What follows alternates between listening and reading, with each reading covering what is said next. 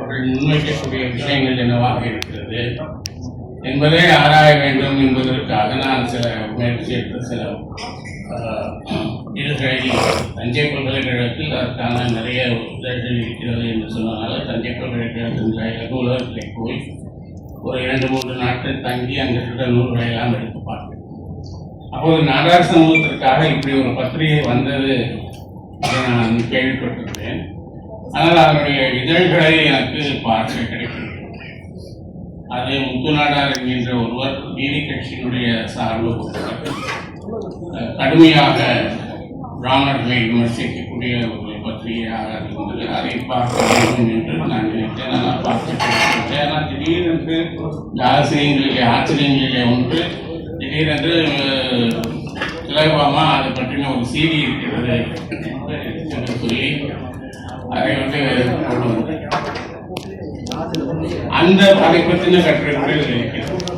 ஆனால் அது இதில் நல்ல வேலை இந்த இதழில் யாருடைய ஜெயனியருடைய யோஜனையா, ஜெனிஃபருடைய யோஜனையா, திலகபாமாவுடைய யோஜனையா விமர்சன உரை என்று போடுறாங்க. வாழ்த்துறை பாராட்டுரை. அதனால் நாங்கள் விமர்சிக்க வேண்டிய மாற்று கருத்துக்களை சொல்வதற்கு ஆனால் அச்சில் வர வேண்டிய கட்டுரை இல்லை. அந்த செய்ய முடியாது. ஆனால் அப்படி ஒரு பத்திரிகை வந்ததே என்கின்ற தகவல்களை சொல்வதற்கு அந்த கட்டுரை பயன்படும் என்று நினைக்கிறேன். அந்த கட்டுரையிலிருந்து சில பகுதிகளை எடுத்து அவர்கள் கொடுத்திருக்கலாம் என்று நான் நினைக்கிறேன். அதாவது இதில் அவர் இன்றைக்கு இருக்கிற அரசியல் நிலைப்பாட்டின் அடிப்படையில் திமுகவை விமர்சிப்பது என்பது மட்டும் இல்லை, பாஜகவை விமர்சிப்பது. அதுல இன்னும் சொல்ல போனால் அவர்களுடைய கட்சியை பற்றி கூட ஒரு காலகட்டத்திலே அவர் பேசுகிறாரோ என்று கூட எனக்கு சந்தேகம். இதுல நான் ஒரே ஒரு விஷயத்தை மட்டும் நான் சொல்றேன். அது மும்மொழி கொள்கையை ஏன் தமிழ்நாடு ஏற்க வேண்டும், ஏற்கக்கூடாது, ஏற்க மறுக்கிறோம் என்பதை பற்றி அவர் ஒரு கட்டுரை அதில் எழுதியிருக்கிறார். மத்திய அரசினுடைய புதிய கல்விக் கொள்கையை ஏற்றுக்கொள்ளாத மாநிலங்களுக்கு மத்திய அரசு நிதி கொடுக்க மறுக்கிறது தவறு என்கின்ற ஒரு கோணத்தில் அவர் எழுதியிருக்கிறார். அதில் எனக்கு உடன்பாடு இல்லாத ஒரு கட்டுரை. ஏனென்று சொன்னால் புதிய கல்விக் கொள்கை ஏற்றுக்கொள்ளவில்லை என்பதற்காக நிதி மறுக்கப்படும். புதிய கல்விக் கொள்கையை ஏற்றுக்கொள்வதற்கு ஒரு திட்டம் இருக்கிறது. அந்த திட்டத்தை ஏற்றுக்கொள்ளாதவர்களுக்கு நிதி கொடுக்க முடியாது என்று சொல்லுங்கள். ஒரு திட்டம் இருக்கிற போது அந்த திட்டத்தை ஏற்றுக்கொள்கிறவர்களுக்கு தான் எந்த ஒரு அரசாங்கமாக இருந்தாலும் பணம். தமிழ்நாடு அரசாங்கம் உதாரணமாக கலப்பு திருமணம் செய்து கொள்வதற்கு உதவித்தொகை என்று தமிழ்நாடு அரசு அறிவிக்கிறது என்று சொன்னால் கலப்பு திருமணம் செய்து கொள்கிறவர்களுக்கு தான் கிடைக்கும். சொந்த ஜாதியிலே கல்யாணம் பண்ணி கொடுக்கிறவர்களுக்கு அந்த வாய்ப்பு கிடைக்கும். ஏனென்றால் அந்த திட்டத்தை நீங்கள் ஏற்றுக்கொள்ளவில்லை என்பதனால. அதே போல் புதிய கல்விக் கொள்கையில் மும்மொழி கொள்கை பேசப்படுகிறது என்பது உண்மை. ஆனால் அது இந்தியை பற்றி மட்டும் பேசுகிறது. தமிழுக்கு எதிரானது அல்ல. 1 முதல் 5ஆவது வகுப்பு வரைக்கும் தமிழ் வழிதான் கல்வி. தமிழ் படிக்காமல் நீங்கள் அந்த திட்டத்தில் படிக்க முடியும். இதை போன்ற சில வேறுபாடான கருத்துக்கள் இருக்கின்றன. அவர் சொல்வது அந்த மொழி கொள்கையை ஏன் ஏற்க வேண்டும் என்ற தலைப்பில் அவர் எழுதிய போது புதிய கல்விக் கொள்கை மற்றும் மும்மொழி கொள்கை தமிழக அரசு ஏற்க மறுக்கிறது. இதனால் தமிழ்நாட்டிற்கான நிதியை தர முடியாது என மத்திய அமைச்சர் தர்மேந்திர பிரதான் கூறியிருப்பது பெரும் அதிர்ச்சியை ஏற்படுத்தியுள்ளது. வரி வாயிலாக இந்திய அரசுக்கு பெரும் பங்களிப்பை செய்யும் மாநிலங்களின் பட்டியலில் தமிழ்நாடும் ஒன்று. இந்நிலையில் மத்திய அரசு கொண்டு வரும் கொள்கைகளை ஏற்காவிட்டால் நிதியை தர முடியாது என்பது இதில் இந்திய இறையாண்மைக்கு விடப்படும் சவாலாகும் என்று. சரி, இந்த அடிப்படையை வைத்துக் கொள்ளும். எங்கு யார் அதிகமாக வரி கொடுக்கிறார்களோ அந்த வரிப்பணம் அவர்களுக்குத்தான் திருப்பி செலவிடப்பட வேண்டும் என்று சொன்னால் கோயம்புத்தூரிலிருந்து வருகிற வரிப்பணம் தர்மபுரிக்கு செலவிடப்பட முடியும். மதுரை நகராட்சியிலிருந்து பெறுகிற மதுரையில் பெறப்படுகிற வரிப்பணம் சிவகாசிக்கு செலவிடப்பட முடியும். சிவகாசிக்கு செலவிடப்படுகிற பணம் ஸ்ரீவில்லிபுத்தூருக்கு செலவிடப்படும். அது சரியாக இருக்குமா? அப்ப கோயம்புத்தூரிலிருந்து வருகிற பணம் கோயம்புத்தூருக்கு மட்டுமே செலவழிக்கப்படும், தர்மபுரியிலிருந்து வருகிற பணம் தர்மபுரிக்கு மட்டுமே செலவழிக்கப்படும் என்று சொன்னால் தர்மபுரி என்றைக்கும் தர்மபுரியாகவே இருக்கும், தர்மம் கேட்கிற புரியாக இருக்கும். எனவே அண்ணாவுடைய கொள்கை என்னவென்று சொன்னால், அதை ஆங்கிலத்தில் அவர் என்ன சொல்வார் என்று சொன்னால், tap the rich and back the poor. பணக்காரனிடமிருந்து பணம் எடுத்து இழைக்க கொடு என்பதைத்தான் நம்ம இவ்வளவு காலம் அந்த ராபின்ஹுட் மெத்தடைத்தான் நம்ம சமூக நீதி என்று பேசிக் கொண்டிருக்கிறோம். அதைத்தான் மத்திய அரசு. எனவே இதை போன்ற கருத்து முரண்பாடுகள் எனக்கு இருக்கின்றன. ஆனால் இந்த புத்தகத்தை அதற்காக குறைத்து மதிக்கிறோம்.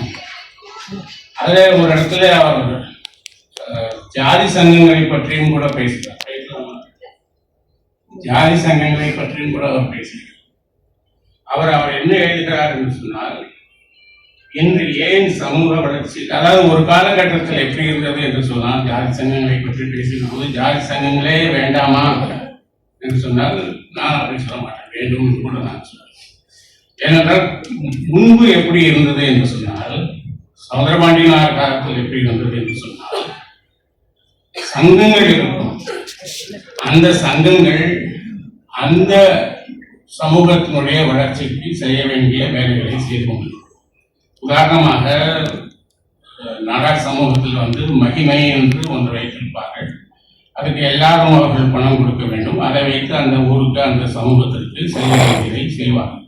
நீங்கள் பல இடங்களில் பார்த்துக்கலாம். தட்ச நாடார் மகிமைக்கு சொந்தமான கட்டடம், விடுதி, பள்ளிக்கூடம் இதெல்லாம் வைத்திருப்பார்கள். அதே போல இன்னும் சொல்ல போனால் காமராஜர் முதலில் பள்ளிகளுக்கு உணவு கொடுக்க வேண்டும் என்கின்ற ஒரு திட்டம் வந்த போது அதில் அந்த சிஸ்டத்திலிருந்து உருவானதுதான்.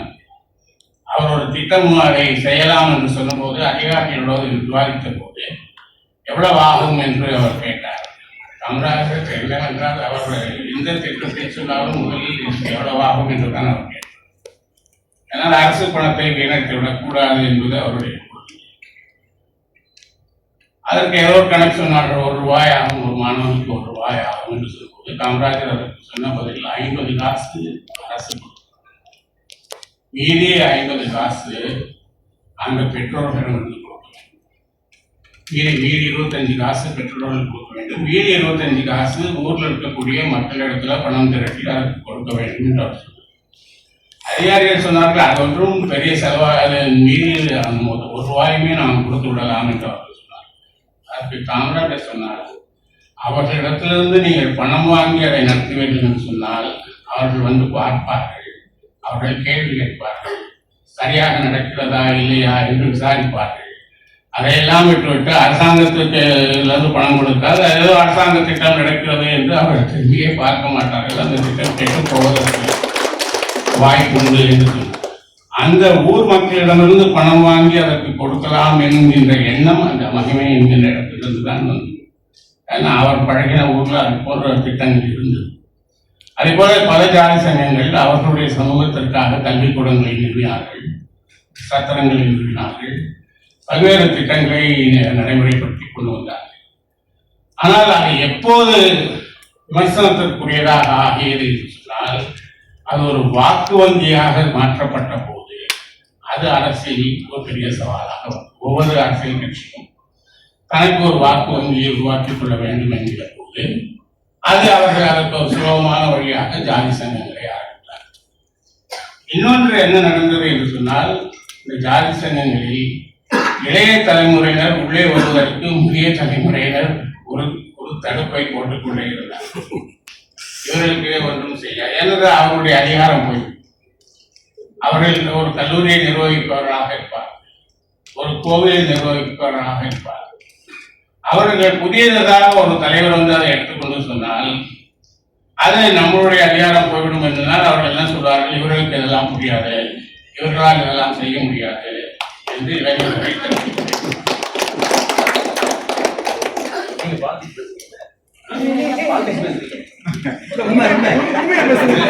வழங்கி நிறைவாக மாம்பழத்தின் வாசனையும் இந்த மேடையில் பரவ செய்தமைக்கு நிறைவாக ஏற்புரை வழங்குவதற்கு இந்நூலின் ஆசிரியர் திருமிகு திலகபாமா அவர்களை அன்போடு அழைக்கிறேன். அவருடைய முன்னுரையில், புத்தக முன்னுரையில் அவருடைய தலைப்பு எளிய மக்களுக்கான எனது அரசியல் அப்படின்னு குறிப்பிட்டிருக்காரு. அதான் அவர் பாண்டே சார் சொன்னார். துப்புரவு பணியாளர்கள் போராட்டமா, செவிலியர்கள் போராட்டமா, உடனே சிவகாசியிலிருந்து வண்டி எடுத்துட்டு கிளம்பி வருவாங்க. நம்ம இங்க இருந்து ஒரு 50 கிலோமீட்டர் போறதுக்குள்ள நமக்கு டயர்ட் ஆயிடும். ஆனா அங்க இருந்து எந்த ஒரு இது இல்லாமல் உடனே கிளம்பி வந்து அவர்களுக்காக நிற்பதும், களத்தில் அவர்களுக்காக போராடுவதும் அவருடைய ஒரு சிறப்பான ஒரு செயலாக இருந்துட்டு வந்து சிவகாசியில அரசியலுக்கு வருவதற்கு முன்பே சமூக பணிகளை ஏராளமாக செய்தவர். அதன் மூலமாக மருத்துவர் ஐயா ராமதாஸ் அவர்களிடம் அழைப்பை பெற்று, நானும் ஒரு சமூக போராளி தான், நீங்க நிறைய சமூக சேவைகள் செய்யறீங்களாமே, வாங்க நம்ம கூட சேர்ந்து டிராவல் பண்ணுவோம் அப்படின்ற ஒரு அழைப்பு ஒரு பெரிய கட்சியின் தலைவர், நிறுவன தலைவரிடம் இருந்து வருவது சாதாரணம் அல்ல. அப்படி ஒரு அழைப்பை பெற்று அரசியலுக்குள் வந்தவர். அதன் பின் தொடர்ச்சியாக பாமகவின் கொடியாக மது ஒழிப்பிற்கு எதிராக போராடி, மதுக்கடை ஒழிப்பிற்காக போராடி கிட்டத்தட்ட ஒரு 14 நாட்கள் சிறையில் இருந்து விட்டிருக்கிறார். அவருடைய நூலில் குறிப்பிட்டிருந்தது போல, பெண்களின் உழைப்பும் ஆளுமையும் மறக்கடிக்கப்படும் நடக்கின்ற ஆடுபுலி ஆட்டத்தில் இது என் குரல் மட்டுமல்ல, பலரின் குரலாகவும் உண்மைகளை சரியாக கொண்டு சேர்ப்பதற்குமானது இந்த நூல் என குறிப்பிட்டிருக்கிறார். இந்த நூல் கண்டிப்பாக அரசியலில் இருப்போருக்கும் அரசியலுக்குள் வர நினைப்போருக்கும் ஒரு சிறந்த கையேடாக இருக்கும் என்பதில் மாற்று கருத்தில்லை. ஏற்புரை வழங்க அக்கா அவர்களை அன்போடு முதல் பிரதியை வெளியிட்டு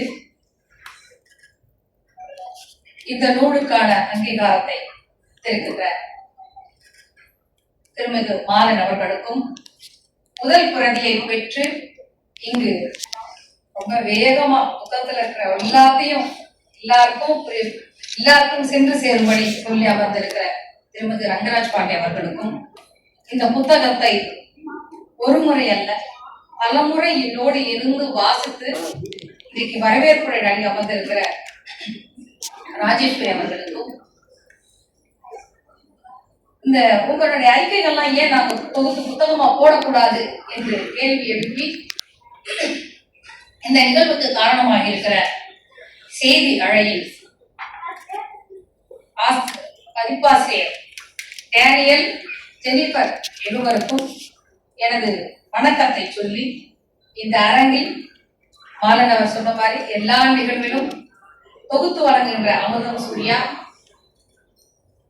பத்மஜா நாராயணன், எங்களோட கவிதை பயணத்தில் தொடர்ந்து பயணித்திருக்கிற வைகை செல்வி, அதற்கப்புறமாக இங்கு ஒரு கலவையான ஒரு கூட்டம், எல்லாருக்கும் கேள்வி இருந்தது, இது அரசியல் புத்தகமா, அப்ப அரசியல் ஆட்கள் காரணமா? அரசியல் ஆட்கள் புத்தக வெளியீட்டு கூட்டம் நடத்துறது இல்ல, இலக்கிய கூட்டமா?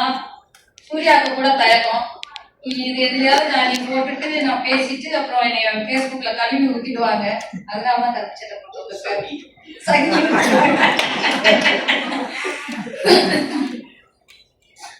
அப்படின்னு.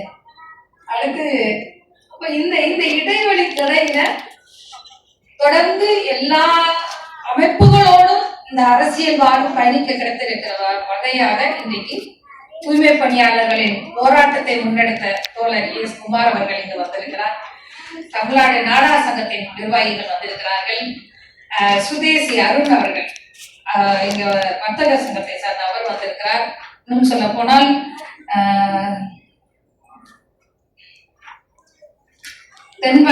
தென்மண்டல சான்றோ தர்ம பரிபாலன சங்கத்தின் தலைவர் அவர்கள் வந்திருக்கிறார்கள். நிகழ்ச்சியில என்னைய ஒரு அரை மணி நேரம் இந்த கான்ட்ரவர்சி ஓடிட்டு இருந்த நேரத்துல எப்படியாவது திலகபாமா வார்த்தையை பிடிச்சிட மாட்டோமான்னு கிளம்பி வந்து 2 நாள் தங்கி இருந்து மிகப்பெரிய ஒரு பெரிய வீடியோ எடுத்து நிறைய பேசுபடு பொருளாக்கிய அச்சயா, இப்படி எல்லா தரப்பில் இருந்தும் பாட்டாளி மக்கள் கட்சியினர் என்று எல்லா தரப்பிலிருந்தும் இங்கு வந்து தந்திருக்கிறார்கள். கொஞ்சம் குழப்பமா இருந்தது, எப்படியோ யாருக்கு பேச போறோம், இலக்கியவாதிகளுக்கு பேச போறோமா, அரசியல் தலைவர்களுக்கு பேச போறோமான்னு. ஆனா திலகபாமா இந்த 2லும் கலந்து இன்னும் சொல்ல போனா இலக்கியத்தில் இருந்து அந்த சொல்லை வினையாக மாற்றுவதற்காக பயணத்தை எடுத்தது அரசியல் என்ற பயணம். எனவே இது ரெண்டும் எனக்கு வேறுபட்ட ஒன்றல்ல. இன்னொன்னு, ஐயா பேரையும் போட்டு அண்ணா பேரையும் போட்டுங்க, ஐயா பேரை போட்டாங்களா முன்னக்கூடிய ஒரு கேள்வி வச்சுங்க. இன்றைக்கு சில மாற்று கருத்துக்கள் இருக்கலாம். ஆனால் இந்த அரசியலுக்கு நான் உள்வருவதற்கு சிவகாசியிலிருந்து என்னை ஒருத்தர் கண்டெடுத்தார் என்றால் அது மருத்துவர் ஐயா அவர்கள் தான். அதனால் அந்த நிலைப்படம் என்னைக்கு மாற்றிக்கொள்ள முடியாது. கருத்து வேறுபாடுகள் வரலாம், ஆனால் மனிதர்கள் மேல் நாம் ஒரு நாளும் வெறுப்பாக அதை மாற்றிக் கொள்வதில்லை. அது இலக்கியம் எங்களுக்கு தந்திருக்கிற பண்பு என்று நான் நம்புகிறேன். இன்னும் சொல்ல போனா சுயமரியாதை மண் பட்டியல்கள் பற்றி தந்திருக்கிற பண்பு என்று கூட நான் சொல்லிக் கொள்ளலாம் என்று நினைக்கிறேன். 2006 இப்போ வரைக்கும் இருந்த அரசியல் சார்ந்த அறிக்கைகள், இந்த அரசியல் சார்ந்த அறிக்கைகள்ல பொது நலன் சார்ந்த அறிக்கைகள் அப்படிங்கிற மாதிரி தான் பார்க்கணும். அப்ப சங்கங்கள், நாடா சங்கங்கள் இருந்த பிரச்சனைகளை தொடர்ந்து பேசிக்கொண்டு இன்னொன்னு சொல்ல சண்டை அடிச்சிருக்கோம்.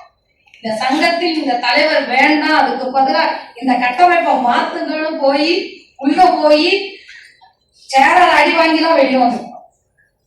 அப்போ ஒரு அமைப்பு மக்களுக்கான அமைப்பாக எப்போ இல்லாம போகுதோ அந்த இடத்துல உடைத்து வேறொன்றாக மாற்ற வேண்டிய கட்டாயம் இருக்கிறது. அந்த மறுசீரமைப்பு பணியை செய்கிறவன் இங்கு சமூகத்தின் மேல் அக்கறை கொண்டவனாக இருக்கிறான். அந்த வகையில் தான் இந்த எழுத்துக்கள் உங்களிடம் வந்து சேர்ந்திருக்கின்றன.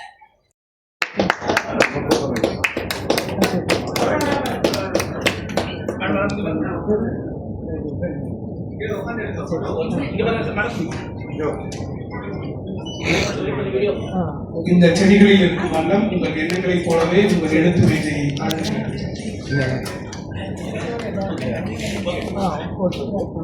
அடுத்ததாக திரு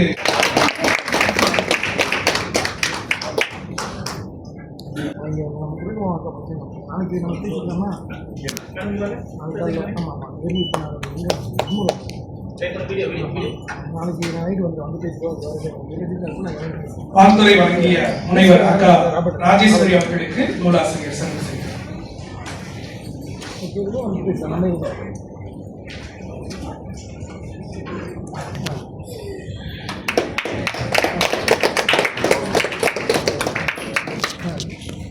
செய்திகளை பதிப்பதற்கு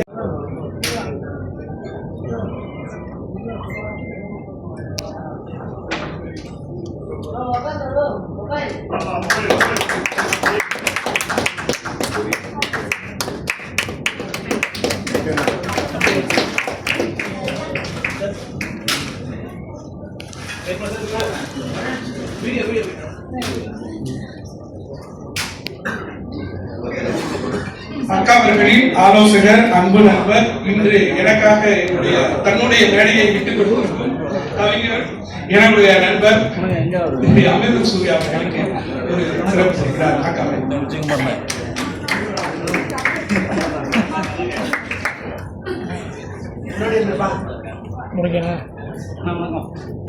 மேடை எனக்கு கொடுத்ததுக்காக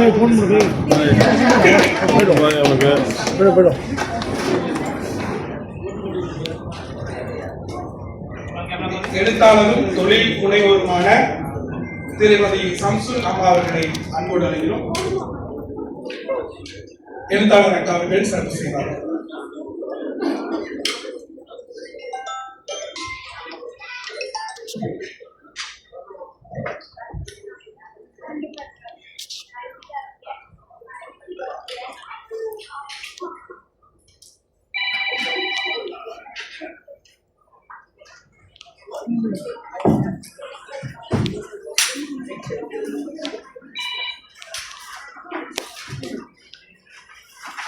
அனுப்பி விடணும்.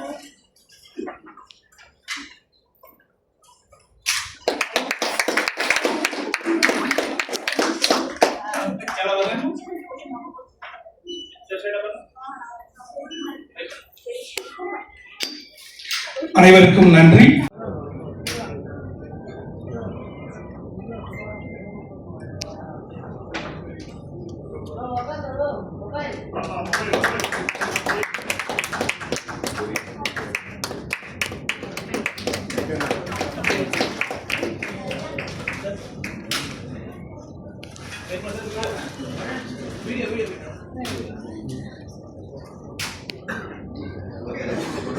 அக்கா அவர்களின் ஆலோசகர், அன்பு நண்பர், இன்று எனக்காக தன்னுடைய மேடையை விட்டுக் கொடுத்திருக்கும் கவிஞர், என்னுடைய நண்பர் அமிர்த சூர்யா அவர்களுக்கு ஒரு சிறப்பு செய்கிறார். அக்காவை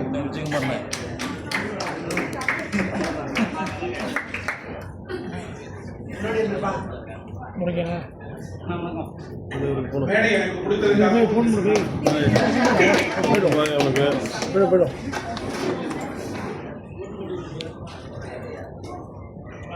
எழுத்தாளரும் தொழில் முனைவோருமான திருமதி சம்சுல் அம்மா அவர்களை அன்போடு அழைக்கிறோம்.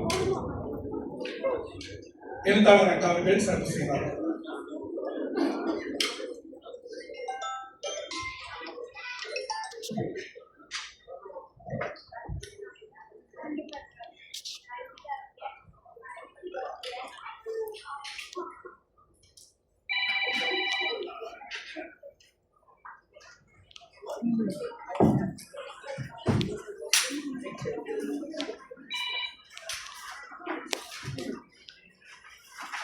அனுப்பி விடுறோம்.